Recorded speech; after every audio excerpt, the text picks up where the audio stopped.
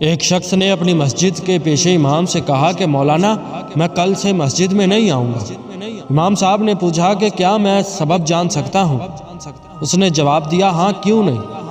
دراصل وجہ یہ ہے کہ جب بھی میں مسجد میں آتا ہوں تو دیکھتا ہوں کہ کوئی فون پہ بات کر رہا ہے تو کوئی دعا پڑھتے وقت بھی اپنے میسیجز دیکھ رہا ہوتا ہے، کہیں کونے میں غیبت ہو رہی ہوتی ہے تو کوئی محلے کی خبروں پر تباصرے کر رہا ہوتا ہے۔ امام صاحب نے وجہ سننے کے بعد کہا کہ اگر ہو سکے تو مسجد نہ آنے کا اپنا آخری فیصلہ کرنے سے پہلے ایک عمل کر لیجئے۔ اس نے کہا کہ ہاں بالکل میں تیار ہوں۔ مولانا مسجد سے اپنے حجرے میں گئے اور ایک گلاس پانی لے کر آئے اور اس شخص سے کہا کہ یہ گلاس ہاتھ میں لے اور مسجد کے اندرونی حصے کے 2 چکر لگائے، مگر دھیان رہے کہ پانی جھلکنے نہ پائے۔ اب اس شخص نے کہا کہ قبلہ اس میں کون سی بڑی بات ہے، یہ تو میں انجام دے سکتا ہوں۔ اس نے گلاس لیا اور پوری احتیاط سے مسجد کے گرد 2 چکر لگا ڈالے۔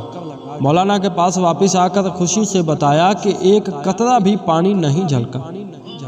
پیشے امام صاحب نے کہا کہ یہ بتائیے کہ جس وقت آپ مسجد کا چکر لگا رہے تھے تو اس دوران مسجد میں کتنے لوگ فون پر باتیں یا غیبت یا محلے کی خبروں پر تباصرے کر رہے تھے؟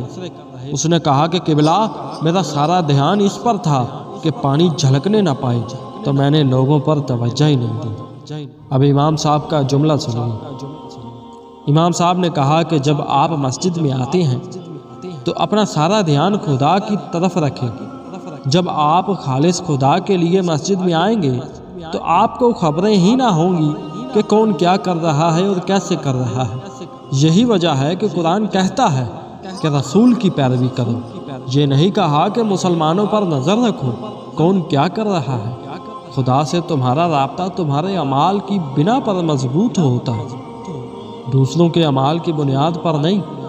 قرآن کریم اور سب کو قیامت کے دن اکیلے ہی آنا ہے۔